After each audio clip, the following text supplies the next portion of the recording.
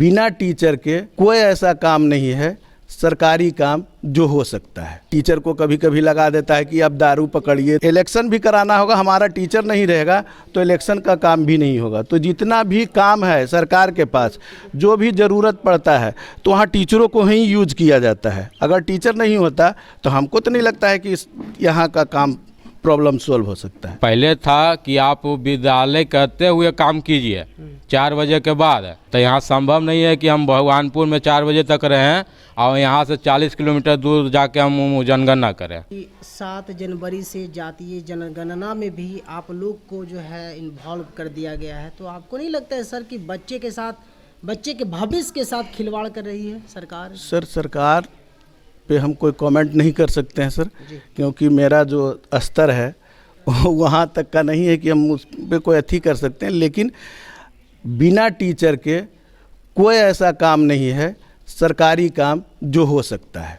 कोई भी काम, जैसे चाहे जनगणना हो, जातीय जनगणना हो, या मान लीजिए टीचर को कभी कभी लगा देता है कि अब दारू पकड़िए, तो कभी ये कीजिए तो कभी कुछ कीजिए। माने जितना भी काम है, अगर इलेक्शन भी कराना होगा, हमारा टीचर नहीं रहेगा तो इलेक्शन का काम भी नहीं होगा। तो जितना भी काम है सरकार के पास, जो भी ज़रूरत पड़ता है तो वहाँ टीचरों को ही यूज किया जाता है। अगर टीचर नहीं होता तो हमको तो नहीं लगता है कि यहाँ का काम प्रॉब्लम सोल्व हो सकता है। अब मान लीजिए हर एक गांव में चाहिए जनगणना कराने के लिए 5 आदमी।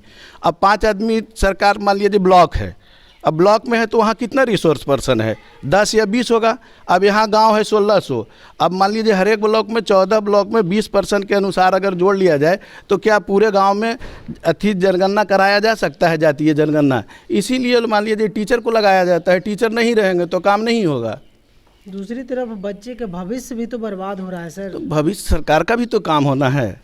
सरकार का काम कौन करेगा? तो सरकार का काम जो है, मतलब बच्चे को नहीं पढ़ाते हुए जातीय जनगणना नहीं पढ़ाते हुए नहीं, शुरू में जो निकला सर, जो लेटर निकला था शुरू में, वो निकला था कि 4 बजे के बाद ही लोगों को करना है। लेकिन हमारे संघ के लोग जो हैं ऊपर में प्रदेश में जो बैठे हुए हैं, वो लोग वहाँ रिक्वेस्ट लगाए, तो फिर वहाँ से अधिकारी का लेटर आया कि भाई नहीं, आप लोग जाके हाजिरी बना के आप ड्यूटी कर सकते हैं। इस तरह का अथी है। हाँ, सिर्फ आना है विद्यालय, हाजिरी बनाना है, बच्चे पढ़े या ना पढ़े उससे कोई लेना देना नहीं है, जातीय जनगणना होना चाहिए।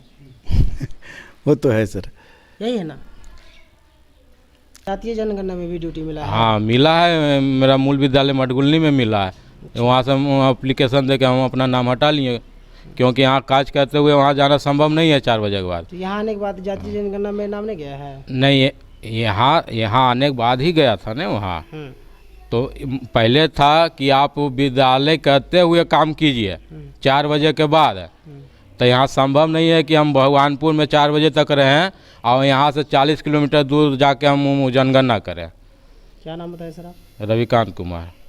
जातीय जनगणना में भी आप? हाँ हैं सर, हम लोग हैं, हम भी हैं। इससे नहीं लगता है सर कि बच्चे की पढ़ाई प्रभावित होगी?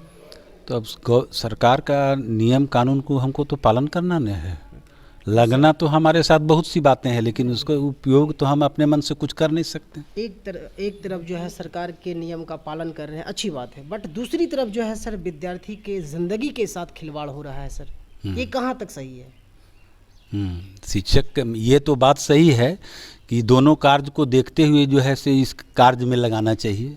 जहाँ शिक्षक अधिक है वहाँ के शिक्षक को प्रगणक में लगाना चाहिए, जहाँ शिक्षक का अभाव है वहाँ के शिक्षक को शिक्षण कार्य में लगाना चाहिए। उचित तो यही होता है। वेतन उतन मिला सर? वेतन वगैरह मिल ही जाता है। हर एक महीना मिल जाता है? हर एक महीना नहीं मिलता है, मान ली 1-2 महीना लेट करके मिल जाता है, लेकिन नवंबर तक हम लोगों का पेमेंट हो गया है। वेतन नहीं मिलने के बाद कुछ मन में नहीं चलता है सर? चलता है, नहीं कैसे चलेगा। हम लोग को कोई ज़्यादा वेतन तो मिलता नहीं है, और उसी पर 3-3 को बच्चे बाहर पढ़ रहे हैं।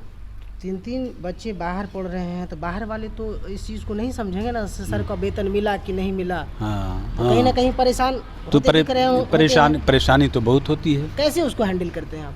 करते हैं कुछ, मान लिया कुछ इधर से उलट पलट के, कुछ गृहस्थी जीवन से भी कुछ कर लेते हैं हल्का फल्का। और आपके विद्यालय में कोई समस्या है जो आप जिला अधिकारी के पास रखना चाहते हैं?